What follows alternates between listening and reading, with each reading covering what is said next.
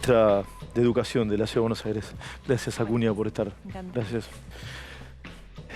Es como que somos, si damos para otra cosa, porque te pido una mirada, esto es como que somos un país que no cuidamos, no protegemos a nuestros hijos, ¿no?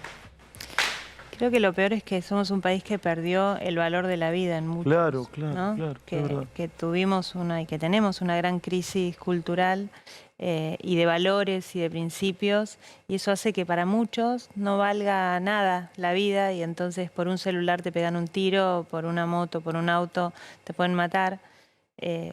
Porque ellos mismos, quienes cometen este tipo de delitos, no valoran su propia vida, les da lo mismo porque saben que no van a estar mejor, no tienen expectativas, no tienen proyecto de vida.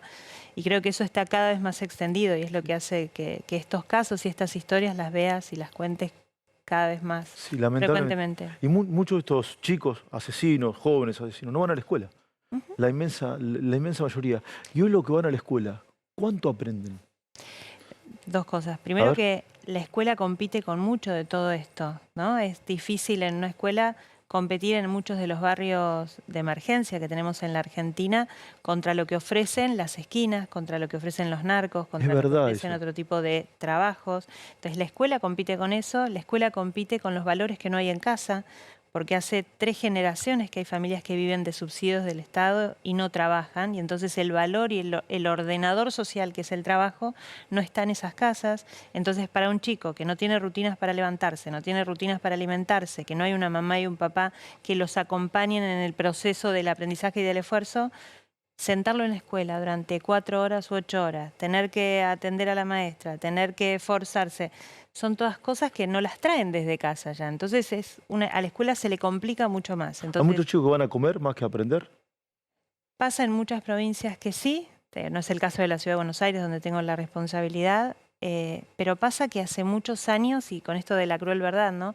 Hace más de 30 años que la escuela dejó de ser el lugar donde mandamos a nuestros hijos a aprender. Es la verdad. escuela pasó a ser el lugar donde tenemos que contener, tenemos que alimentar, tenemos que cuidar, tenemos que proteger, tenemos que detectar situaciones sociales, pero donde se dejó de pensar para qué está la escuela, ¿no? Hace 30 años que venimos con este declive permanente, donde el populismo educativo ha ido avanzando, ha ido generando situaciones donde el aprendizaje quedó de lado, donde el valor, la calidad, el esfuerzo, el mérito fueron dejados de lado por la mirada de todos adentro. Entonces, claramente los chicos no van a aprender.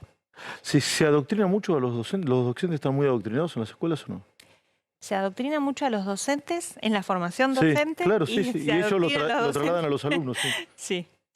Pasa mucho, es una situación que, sobre todo cuando recorro provincia de Buenos Aires y hablo con amigos o con colegas, mi marido trabaja en la provincia de Buenos Aires, Tío Kravitz, en Lanús, con lo cual recorro con él y escucho mucho a los docentes con mucho miedo hablar de lo que pasa, y a las familias, los docentes que están sometidos por CETERA. Sí, por el supuesto, Instituto de Formación Docente, que son los que forman a los maestros en la provincia de Buenos Aires, le bajan línea, me decís vos. En los institutos se reproduce toda esta lógica de entender la educación como una forma de bajar la forma que tienen que pensar, bajo el criterio de formamos estudiantes con mirada crítica solamente de lo que ellos quieren que miren y critiquen, digamos. Entonces los institutos muchas veces son lugares donde el pensamiento no es general, sino que está bastante dirigido. Esa fue una de las discusiones grandes que dimos en la ciudad cuando quisimos plantear y planteamos la creación de la Universidad de la Ciudad. Las familias nos cuestionan mucho que en las escuelas a veces los docentes dicen lo que los chicos tienen que pensar y no los ayudan a construir su propia lógica de Recién muchas denuncias de docentes X que, por ejemplo, bajan línea a favor del kirchnerismo y en contra del macrismo, o que bajan línea constantemente, por ejemplo, la generación del 80. ¿Hay muchas denuncias de eso o no?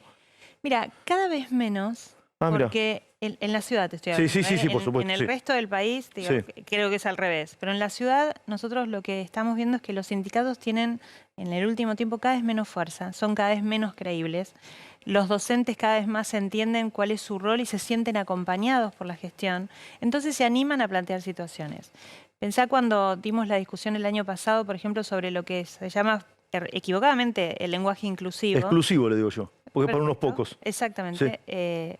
Durante esa discusión, los docentes eran pocos los que hablaban y generaban estas situaciones, pero el resto de los directivos y los docentes no tenían herramientas para poder enfrentarlos. Entonces, cuando nosotros dijimos, la escuela está para enseñar, la escuela es prescriptiva, nosotros enseñamos el lenguaje que está aprobado, los chicos que hablen como quieran, pero el docente en su rol tiene que enseñar la lengua española, que es por demás inclusiva si uno la maneja. Ese es otro tema. Si uno maneja la lengua española, lo que pasa es que hay una minoría ruidosa, ¿o no? Hay una minoría ruidosa, pero la mayoría silenciosa, y esto es parte de la transformación, está cada vez más movilizada. Y creo que la pandemia y las familias saliendo a la calle a pedir la apertura de las escuelas habilitó a unas mayorías que no se animaban antes a exigir o a pedir, a decir las cosas en voz un poco más alta. Sí. Por eso te decía en una Argentina donde 7 de cada 10 chicos de 10 años no comprenden texto. Repetime eso, 7 de cada 10 no comprenden texto. Después de la pandemia,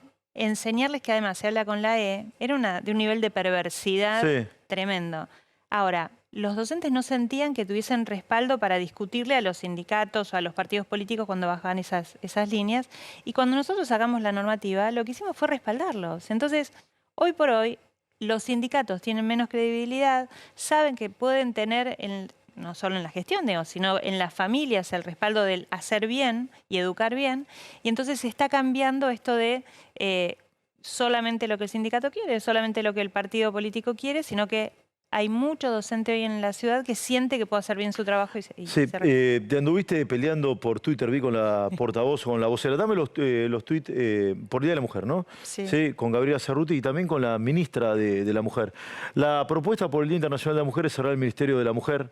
Amiga, la derecha va por tus derechos, te dice Gabriela Cerruti. Primero, ¿hay que cerrar el Ministerio de la Mujer? Yo creo que hay que tener un buen Estado, un buen Estado que gestione, que las políticas de género y las miradas transversales de género no dependen de una estructura, sino de la convicción de los dirigentes y de la convicción del hacer a través de las políticas públicas. La perspectiva de género es transversal, con lo cual no depende de un solo organismo. Nosotros hemos generado transformaciones importantes como, por ejemplo, reducir en un 50% los femicidios en la ciudad a partir de políticas concretas de todo un gobierno, no solamente del área de la mujer, y no tenemos un ministerio, tenemos una secretaría. Entonces creo que hay que pensar el qué vamos a hacer y con qué convicción y no a través de qué estructura militante. Claro, el kirchnerismo cree que para resolver un problema hay que crear un ministerio, ¿no? Sí. Vos le respondés de qué derechos hablas, Gaby, 100% de inflación, 1 de cada 2 chicos es pobres y 2 años de colegios cerrados. te dijo amiga. Bueno, no, yo ya lo había usado como en general para las mujeres. El kirchnerismo va por tu libertad. O sea, es que no me gusta a mí hacer esto. La verdad es que no soy muy de Twitter. Pero... ¿El kirchnerismo va por tu libertad? Ay, es que estas cosas me generan una indignación, porque hay tanto relato, tanta mentira, se creen tan dueños de la ética y de la verdad, y se creen que son los únicos feministas, son las únicas feministas, las únicas que pueden defender a las mujeres.